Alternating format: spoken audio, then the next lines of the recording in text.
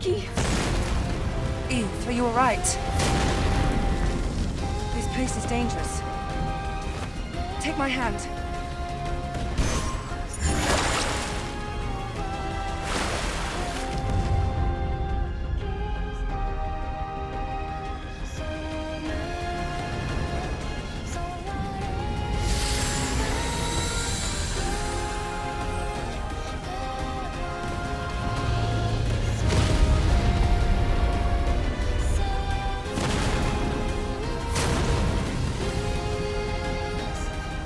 Welcome to another sketch and review, where I draw something from the thing I'm reviewing.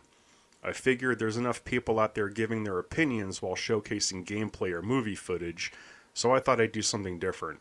As always, this is an art channel first, so the focus will be on my progress with some gameplay footage sprinkled throughout.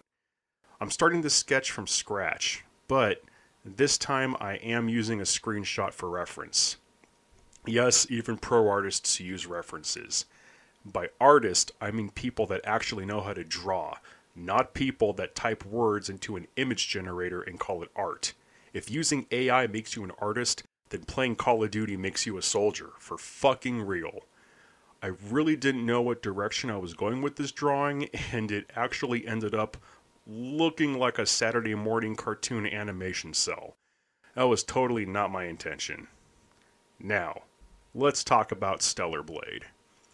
Instead of waiting till the end of this to give my verdict, I like to get my final decision out of the way first and explain how I got there. So, is it good? Is it bad? Is it just pointless TNA aimed at lonely men stuck in their mom's basement according to Polygon, IGN, Reddit, and every other outlet that stirred fake outrage over the attractive lead character? Well, it's my personal game of the year. Big surprise, right? Now, I didn't come to that conclusion just because the game has jiggle physics and an attractive protagonist. I'm not going to lie and say having a sexy female lead character didn't come into play, but, and this is a big but, there's actually a lot more to this than what overly offended virtue signalers on Reddit just conveniently chose to ignore. It's impossible to talk about this game without addressing the online smear campaign that was set against it by Western media outlets and people offended by attractive women. I'll start with why I love this game, but after my review, I have some thoughts for the people that were outraged and offended because they saw Eve as, and I quote, a generic sex doll with no personality. People that hold that opinion should tell every adult model, gymnast, dancer, actress, and performer that just because they're attractive and like to show off what they spend hours training to achieve, that they're just sex dolls with no personality. Yeah, comments like that totally aren't sexist or body shaming in any way. But more on that later. So, Stellar Blade. Aside from Eve and her dozens of outfits that are purely cosmetic for visual appeal, it has one of my favorite gameplay loops in recent memory. Everything is designed to keep you coming back. I'll start with the environments. The opening level takes place in this overcast, rundown, post-apocalyptic cityscape with light rain that takes a good chunk of the opening. Now, most action games would stick to that aesthetic and keep the same type of environment throughout, with some slight changes. Devil May Cry is a great example of being a game with a single environment, on a giant island with subtle area changes full of cool gothic architecture. Nier Automata, which this game feels very much inspired by, and was recently announced to have a crossover, is mostly desert with some jungle, city, carnival stuff, but mostly sticks to the desert biome. Now that's not a knock on Nier. I love that game. Stellar Blade is similar in that it is mostly a desert setting, but it's not the main focus. There are new areas always being introduced and nothing feels cut and paste. The open areas are big, but not too big. It's a nice balance that encourages exploration without falling into Ubisoft levels of bloat. The world building is presented in a very fun and organic way that never feels jarring. From destroyed cities, winding streets, open deserts, abandoned labs, it's got a decent amount of variety. But enough about the game world. how does it play? You know, the most important thing about a video game. The actual playing it part. Well, to discuss that, I need to lead in with something that other games don't do, that Stellar Blade does. So there's this thing called kinesiology. Kinesiology is the applied physics to a body in motion. When humans move, we have subtle changes in motion that help us adapt to different environments, surfaces, and types of topography. The animators in Stellar Blade seem to understand this, as when Eve runs, walks, climbs, jumps, there are subtle differences depending on how she stops, lands, and changes direction. Most games feel a bit too stiff and almost robotic, like they use the same animation preset for everything in the game. Stellar Blade doesn't do that.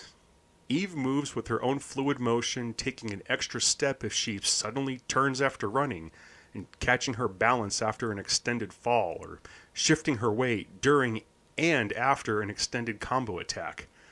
Now, I have read in some places that she moves too sexually, whatever that means.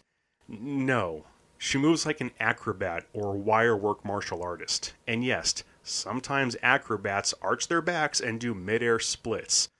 Plus, it just looks fucking cool. Go look up aerial silk performers if you want to see some really cool stuff. Even more impressive is every different enemy type in the game has their own unique type of motion based on height, weight, momentum, and spatial awareness. If you really pay attention, the characters in this game have more life to them than a lot of games that have come out. I can't think of too many games with 100 different enemy types that all have their own specific nuance in weight and motion. I guess those Reddit complainers missed that. The controls feel like a mix between realistic motion with precision movement needed for an action game. Controlling Eve feels very precise, very fluid, and even though it's exaggerated, still feels plausibly realistic. The combat itself is one of my favorite combat systems in recent memory. It reminds me a bit of Dark Souls type targeting and strafing, but with Devil May Cry levels of speed and combo styles. It's fast, fluid, and very responsive. Now, I wouldn't say it's the best fighting system out there. I'm just kidding, it actually is. Something also needs to be said about the awesome parry system. It's not quite as deep as Sekiro, but Sekiro was also ridiculous on how over-reliant the parry system was. This game focuses more on offense with parries mid-combo to deflect an attack instead of Sekiro's mashing L1 like a madman with the occasional offensive strike. So it's like 90% Devil May Cry and 10% Sekiro. I still like Sekiro, and anything that reminds me of the first Devil May Cry is a win in my book. There's multiple skill trees to unlock, tons of combos, a great parry system you can upgrade with skill slots, aerial juggles, and later on your drone even turns into a gun for some slight third-person shooting, which comes in handy. So yeah, the combat system is surprisingly deep, more than I thought it'd be. I did hear some people had issues with platforming feeling off, but I never had an issue with it. Maybe they were playing with one hand while complaining about the game. I'm kidding again. Not really. Now, the dev team could have stopped there with how great it feels during traversal and combat, but they didn't. They applied this to every enemy type in the game as well. Smaller enemies will zip around and overcorrect, sending them sometimes colliding with the environment. There's insect-type enemies that bend and twitch when they walk and attack. Robotic enemies stop, buzz, and turn on point like a T-800 going after Sarah Connor. Huge boss enemies will throw themselves at you, and if they miss from a well-timed dodge on the player's part, will stumble, fall, and struggle to get up. Every different enemy type has its own weight, physical strengths, weaknesses, and subtle visual cues to let the player know how to gauge their attacks. Really, if you pay attention to the subtle details, there's things in this game that other studios should learn from, especially Ubisoft. All of that, though, wouldn't matter if the game didn't perform well, and thankfully, it's smooth as hot butter on my wife's... sorry, I didn't mean to over-sexualize my comparison. I did. Now, the game runs great in all modes, but obviously better in performance mode. And Honestly, there's not too much a difference in visuals, no matter what mode you play, unless you care about a plant 20 feet away looking a little sharper. No matter what game mode you play on, the game looks great. Now, for the story. Well, it takes place in the future. Something about aliens. Humans experimented on themselves to fight them and some bad shit happened, and now you play as Eve, a soldier or a part of an elite fighting squad called Angels. It's pretty basic with some cool twists. Again, I play video games to play them. If the story is good, then I consider it a bonus. But story is not a deciding factor if a game is good or not. I mostly just let cutscenes play out. Unless it's Borderlands 3. That was a fun game, but it had the most dogshit story and characters in any game I've ever played. No, really, how Borderlands 3's writers still have a job is beyond me. Borderlands 3 is best played with voice acting turned off and skipping every cutscene. Thankfully, the story in Stellar Blade is halfway decent. In fact, it's pretty much Nier Automata, but with better combat and more enemy variety. If you like that game, you'll love this one. And if you like that game, but complained about this one, you're a hypocrite. Lastly, the sound. Like Nier Automata, this game has a beautiful soundtrack. Nearly every song got stuck in my head. It really has one of the most memorable and catchy soundtracks I've heard since Mick Gordon wrote the music for Doom 2016. It's kudos to the composers, really. They did an awesome job. Now, let's talk about the controversy surrounding the game. The design of the main character Eve and the censorship issue, all of which were completely blown out of proportion for engagement farming by every media outlet. Warning, incoming rant. If you're easily offended, this is your last chance. Here we go. So, before Stellar Blade even came out, lots of gaming sites like IGN, Polygon, Kotaku, Game Rant, and Forbes were dragging it through the mud, claiming that its only selling point was its over-sexualized main character Eve, and that her design was solely made to appeal to the male gaze, and that real women don't look like that.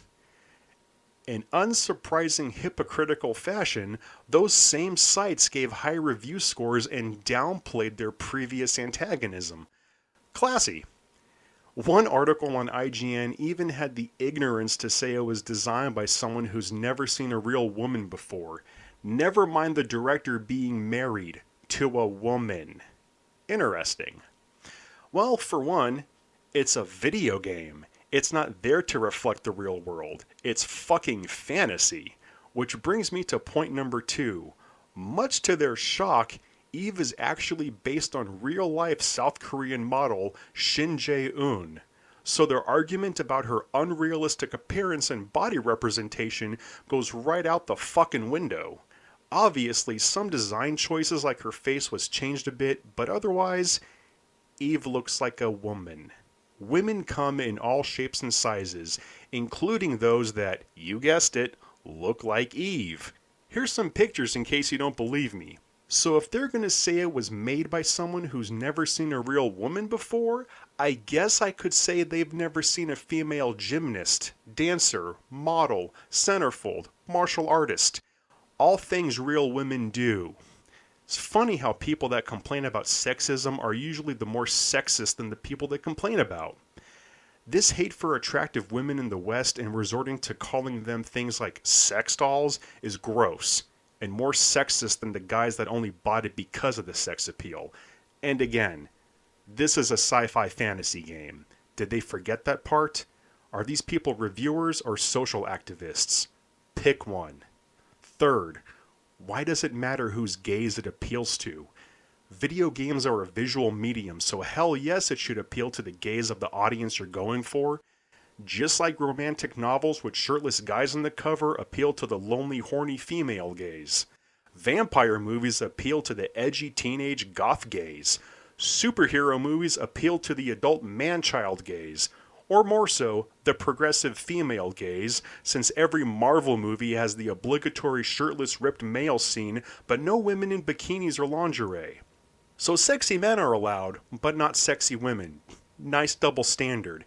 And before people run off to post hate comments, I like some superhero movies like Spawn, Watchmen, Batman Begins, Blade, and recently Deadpool and Wolverine. Shirtless dudes don't bother me or put me in a Reddit rage. I don't go screaming, "Oh my god, that's sexist," or "This was made by someone who's never seen a real man before." Point is, complaining about appealing to anyone's gaze ultimately means nothing. It's like complaining that guitar solos appeal to guitar players, or that greasy shit covered in cheese and onions appeals to people that watch Facebook food reels, or that smelling your own farts and eating your own shit appeals to people that use generative AI. Stellar Blade apparently sold enough to appeal to the gaze of people who wanted a fun action hack and slash. Where were those fuckwits when games like Blood Rain, Bayonetta, and Nier Automata came out? Now, for the other side of the coin, the censorship. So a bunch of angry men with online profile pics of them wearing pit vipers with a chin strap goatee complained that Eve was censored because Shift Up added 2 small pieces of cloth to 2 of her outfits. Now, to an extent, yes, it is technically censorship, and who knows if it was Sony's or Shift Up's decision, but fucking really? You're gonna pass up on one of the best action games in years because 2 outfits cover some cleavage and an inch of skin on Eve's crotch? Never mind there's more revealing outfits that were untouched, but no, they changed my bunny and cyber dominatrix suit. I'm not buying this now. I need to be angry and blame everything on DEI politics. I bet Sweet Baby Inc. did this. Like, holy shit, chill out, really. It's not the flex you think it is, and it's not a good hill to die on. This game really did make people lose their collective minds. For everyone else that's reasonable and ignored the online vitriol, I applaud you. You're few and far between. Oh, fun times. So, a lot of great games came out this year. Stellar Blade, Final Fantasy VII Rebirth, Helldivers 2, well, at first. Rise of the Ronin, Black Myth Wukong, Space Marine 2, and Astrobot. Out of all of them, Stellar Blade was just a notch above those games for one reason or another. It hit the visuals, combat, controls, character, enemy design, and music on all the right notes. That's why it's my personal favorite game of the year. So, ignore the haters and shit talkers. Stellar Blade is a great game that anyone who likes action hack and slash should at least check out. For those that like what I do and want to support me, hit that like and subscribe. If you don't, go play Concord or Suicide Squad. Oh, wait. See you on the next one.